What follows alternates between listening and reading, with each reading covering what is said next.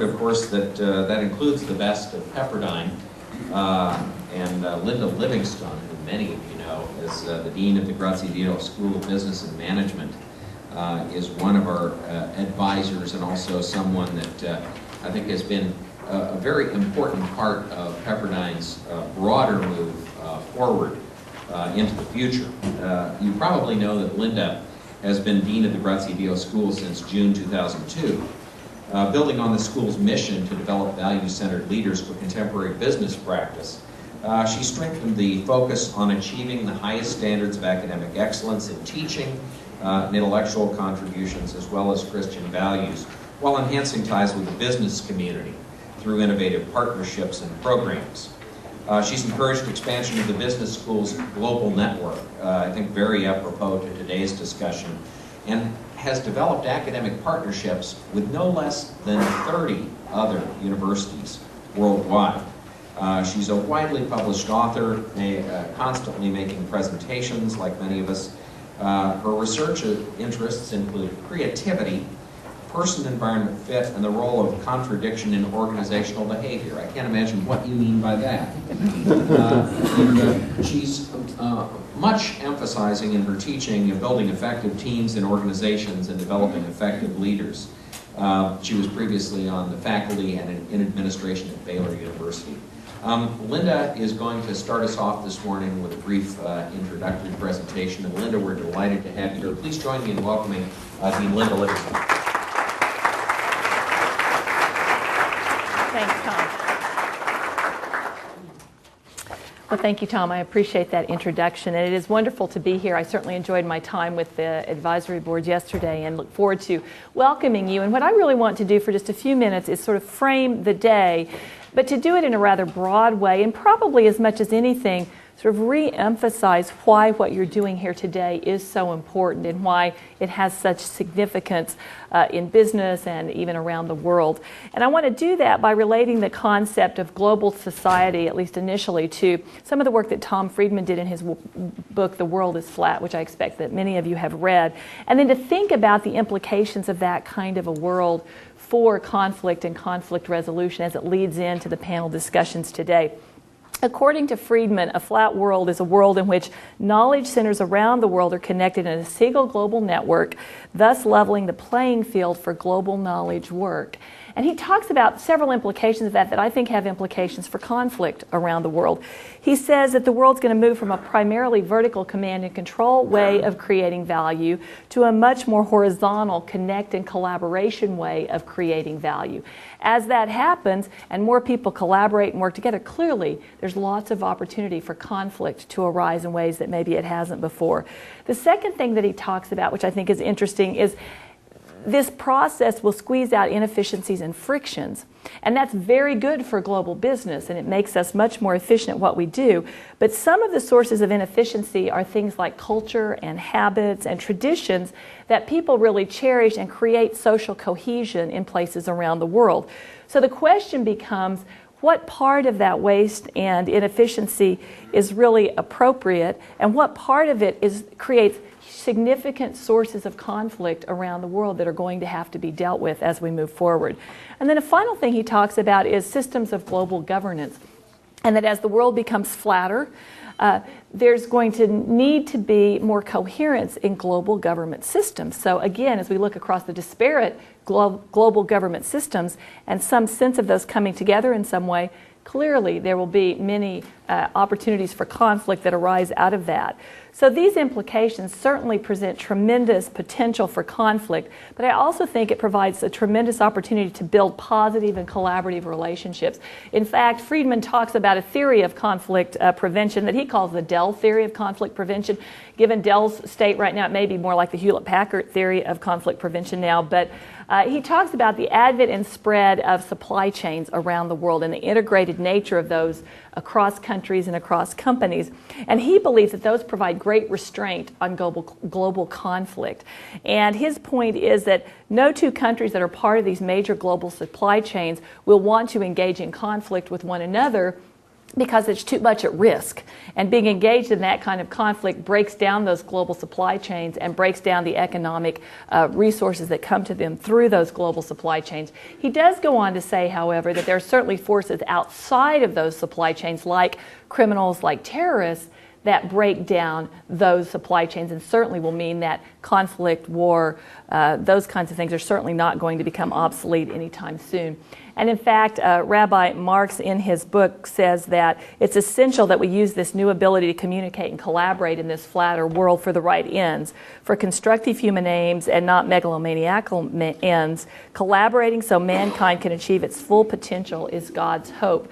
So as I think about this, it's not just the ability to communicate and to collaborate, as Friedman notes, but we also have to do this in a positive way towards constructive ends, and I know that's what you all are all about and why you're here. It's really how to be bridge builders, and for me, as I think about that and the world that I'm in, I really think that goes to the highest levels of leadership and leadership driven by values, and that's critical to this. So it's not just about supply chains, it's far more about the people who work in those supply chains and influence those supply chains. So leadership driven by values. As I think about that in the context of a corporate setting, which is what I'm more familiar with, you know, CEOs typically have very strongly held values in their organizations. They try to embed those within their organizations. They try to hire people with those values in their organizations and really to kind of live those out on a regular basis. Well, it sounds rather simple, doesn't it, that we should have sort of coherence of values? Well, let me tell you about a study that was done in Sloan Management Review about a year ago. And they looked at top management teams in 31 U.S. companies, and they talked to the CEOs as well as members of their top management teams. And they looked at 16 organizational values, values like profit maximization, integrity, leadership in the industry, you know, employee welfare. And what they asked the CEOs was how they would personally rate those values in terms of how they thought those were important to the company. And then they asked their top management team members to evaluate those values. One, in terms of how valuable that employee thought the values were, and number two, how valuable or how they thought their CEO would rate those values. Okay, so it was an interesting study. Well, the results showed that there were very marked differences between members of the top management teams, their perceptions of the CEO's values, and how the CEOs rated their own values. So some examples. CEOs rated the reputation of the firm number 1 as a value and integrity number 2 as a value. Team members thought CEOs would rate those as number 7 and number 8 on that 16 value list. Organizational growth is what team members thought CEOs would value the most. CEOs valued that as number 8 in their list. CEOs rated leadership, industry leadership, number 16, whereas team members thought CEOs would value it as number 3 on the list. And finally, where team members self-ranked profit maximization as their number 1 value, CEOs ranked it as number 9. And what they found in this study is that the differences in these values then influenced the levels and types of conflict that existed among these top management teams. So it was striking to me as I read this study how significant the differences in values are within top management teams. And these are organizational values. We're not even talking about religious values or political values. And these were very non-diverse teams. They were like 96% male. Average age was about mid-50s, not overly diverse in terms of ethnic backgrounds. And they're people who typically work together very closely. Many of them have been hired and nurtured by the CEO, and they should be talking about their values and the organizational values on a regular basis in the context of the organization. So let's extrapolate from that study. If we see this much lack of clarity in the values of top management teams in companies here in the United States, think about how that's going to be magnified as we look at the values across companies, across international borders, across religious groups, and how those magnified values differences are going to magnify the potential for conflict as we move forward. And so if we don't deal with these issues effectively and successfully within top management teams of companies, the challenge in a broader global context is really quite staggering, I think, if we think about it. But it certainly provides a tremendous opportunity, and there's certainly a very, very significant need here as well. I recently read a book called Saving Fish from Drowning. I don't know if any of you have read that. It's a fiction book, but it's quite interesting. And there's two things about that I want to touch on as I kind of close here in a few minutes. I was struck by a passage near the beginning of the book that I think kind of provides some insight in here. And the narrator of the story is a wealthy art patron in San Francisco, and she dies.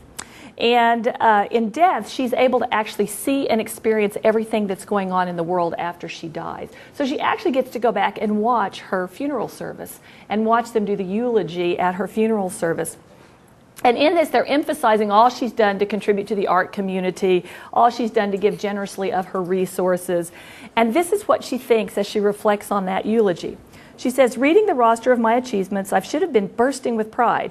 Instead, it struck me as nonsensical. I heard a roar of voices come from every bit of chatter, from every dinner, luncheon, and gala I had ever attended. I saw a blur of names in thick, glossy programs, my own displayed in archangels, below those in the fewer numbered and more favored inner sanctum, to which the Yang boy, the Stanford dropout, always seemed to belong. Nothing filled me with the satisfaction I believed I would have at the end of my life. I could not say to myself, that is where I was most special, where I was most important, and that is enough for a lifetime. I felt like a rich vagabond who had passed through the world, paving my way with gold fairy dust, and then realizing too late that the path disintegrated as soon as I passed by it. Well, that's a really sad picture for someone at the end of their life as they reflect back. But I do think it's in keeping with another study I read that was done a number of years ago, and they interviewed people who had lived to be past 90 years of age and asked them as they looked back on their life if there's anything they would do differently. And one of the things that they mentioned relates to what I just shared with you. And they said that they would do more to leave something behind that would matter after they were gone, something of meaning and significance, and something that really left a true legacy. So as I reflect on this in the context of our discussion about resolving conflict in an evolving global society, it occurs to me that one component of much of the conflict that we see is individuals or groups or nations really seeking to create meaning for themselves. But oftentimes, as they seek to create that meaning, they do it at the expense of others by tearing others down to build themselves up. And so the message is, we're significant if you're not significant. And the message should be, we're more significant together as individuals or as groups. So I see this as a tremendous opportunity as we help individuals, organizations, and groups come together to seek significance. But I also think there's a warning from this book, Saving Fish from Drowning. The title of the book came from an anonymous parable. It goes like this. A pious man explained to his followers, "It is evil to take lives and noble to save them. Each day I pledge to save 100 lives. I drop my net in the lake and scoop out 100 fishes. I place the fishes on the bank where they flop and twirl. Don't be scared, I tell these fishes, I am saving you from drowning. Soon enough, the fishes grow calm and lie still. Yet, sad to say, I am always too late. The fishes expire, and because it is evil to waste anything, I take those dead fishes to market and I sell them for a good price. With the money I receive, I buy more nets so I can save more fishes." Well, in her book, Amy Tan quotes, "The evil that is in the world almost always comes of ignorance, and good intentions may do us as much harm as malevolence if they lack understanding." So given the data on the value differences that we see in top management teams, it's clearly going to take significant individual, organizational, national, and global leadership to achieve the understanding and to build the bridges that are necessary to evolve dispute resolution to a place that it can truly impact global society at the level that it must as we move forward, and to do it in a way that doesn't save fish from drowning. Today's panels are going to help us do that. The panels are going to focus on cross-border negotiations and international conflict. They're going to look at the global evolution of business mediation, and they're going to look at early and effective conflict management for global organizations. Helen Keller once said, "Be of good cheer. Do not think of today's failures, but of the success that may come from tomorrow. You have set yourselves a difficult task, but you will succeed if you persevere. And you will find a joy in overcoming obstacles. Remember, no effort that we take to attain something beautiful is ever lost." So we must persevere joyfully in overcoming the obstacles of managing conflict as global society evolves, or as Friedman would say, as the world flattens more. Success in this will certainly be beautiful, and the alternative is unacceptable. So thank you very much, and I wish you the best today, and know it's going to be a wonderful and valuable experience for you, and I appreciate being able to be a part of it.